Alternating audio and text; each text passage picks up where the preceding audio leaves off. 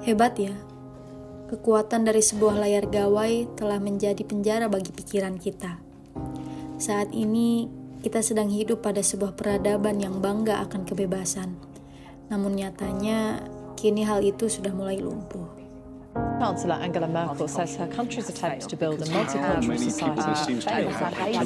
Sarah dan ujaran kebencian melalui media sosial sejak Januari 2018 ternyata masih terjadi. Manusia terjebak akan hal yang memecah belah persaudaraan, hingga kita terpolarisasi tanpa sadar.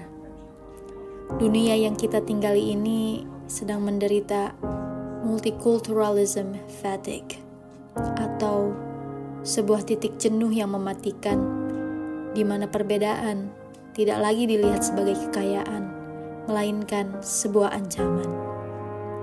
Algoritma media sosial di beranda kita terus-menerus menerangkan argumen bahwa ruang toleransi di negeri ini sebenarnya mulai retak dan rapuh. Namun, muncul kilas balik pada pikiran saya. Saya tersadar perjalanan pada 9 Mei lalu. Perjalanan itu merupakan bantahan yang kuat terhadap argumen tersebut. Perjalanan dengan teman-teman ke gereja Ganjuran dan makam-makam Raja Imogiri bukanlah sebuah ekskursi budaya biasa. Ini adalah sebuah perlawanan sunyi terhadap bisingnya dunia.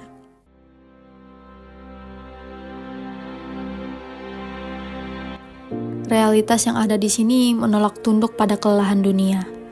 Saat saya melangkah masuk ke gereja Ganjuran, ekspektasi yang dibentuk oleh sosial media yang saya kira akan negatif lenyap secara perlahan. Sebagai seorang perantau yang datang ke Yogyakarta untuk mencari ilmu, tidak ada keterasingan yang saya rasakan di sana. Yang muncul justru kehangatan sambutan yang tak terduga, rasa ingin tahu yang dalam, dan toleransi yang tumbuh dan mengakar di dalam hati.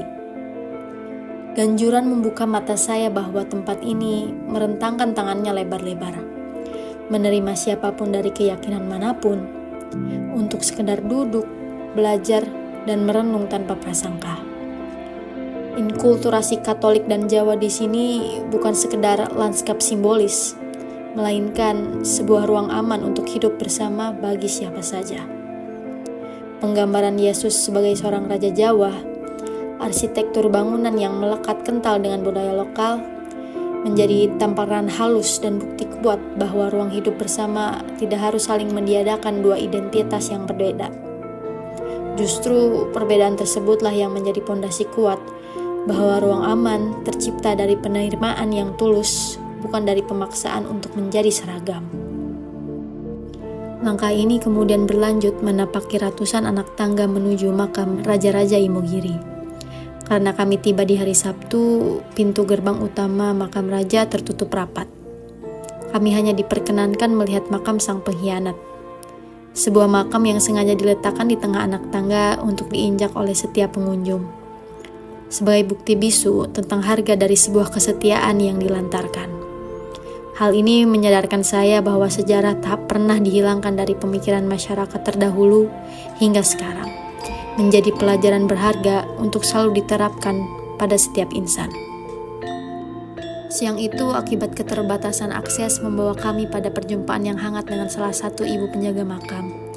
Dari bibirnya mengalir kisah tentang gentong-gentong air bersejarah yang berada di pelataran makam. Melalui penjelasan sederhana beliau, saya menyadari satu hal yang luar biasa. Ketika ajaran agama Islam datang dan menyentuh tatanan masyarakat, nilai-nilai budaya Jawa yang kental ini tidak lantas luntur atau dihilangkan. Keduanya justru saling mengisi. Filosofi abdi dalam dan tradisi leluhur tetap dijaga dengan hikmat, beriringan secara rukun dengan doa-doa yang disuarakan dalam ajaran Islam. Sebuah kultur dapat bertahan dengan agung tanpa harus saling berbenturan dengan nilai agamanya. Inilah bukti manifestasi nyata konsep wasatiyah yang dipelajari di kelas terakhir multikulturalisme, yaitu sebuah jalan tengah di mana tradisi tidak dianggap sebagai ancaman bagi keyakinan, melainkan dirawat sebagai wadah spiritualitas yang saling menghidupkan.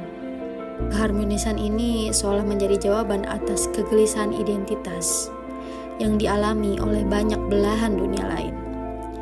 Saya menjadi teringat saat membaca jurnal tentang krisis pemuda di Dubai, di mana generasi mudanya berjuang keras mendefinisikan siapa diri mereka di tengah mayoritas ekspatriat dan arus modernisasi yang cepat. Mereka dihadapkan pada paparan budaya luar yang membuat mereka merasa pelan-pelan kehilangan agama dan bahasa asli. Sehingga pemuda di Dubai merasa kesulitan untuk menyeimbangkan antara kehidupan modern dan tradisi Islam yang mengakar. Tetapi di tanah Yogyakarta ini, pada kedua tempat ini, ketakutan semacam itu tidak muncul. Masuknya ajaran Katolik maupun Islam tidak pernah membunuh identitas Jawa itu sendiri. Identitas lokal justru menjadi pondasi yang kuat, mengikat berbagai unsur menjadi satu harmoni yang baru, tanpa kehilangan esensi yang ada. Pada akhirnya, pesan yang ingin saya sampaikan adalah, in this whole crowded world, kepada kalian yang merasa takut identitasnya terancam oleh perbedaan dan mulai kehilangan harapan pada toleransi yang terjadi di sosial media, cobalah untuk berhenti sejenak. Jangan biarkan dunia maya membingkaimu. Dunia nyata jauh lebih bijaksana daripada apa yang digambarkan oleh layar yang kita lihat setiap hari. Ganjuran dan Imogiri bukan sekedar lanskap masa lalu. Keduanya adalah penawar bagi masa depan multikulturalisme yang mulai lelah akan kejelasannya. Keluarlah dari kamar, tinggalkan sejenak sang layar, dan lihatlah sendiri bagaimana peradaban merawat kemanusiaannya untuk selalu berkibar. Saya Tasya, terima kasih sudah mendengar.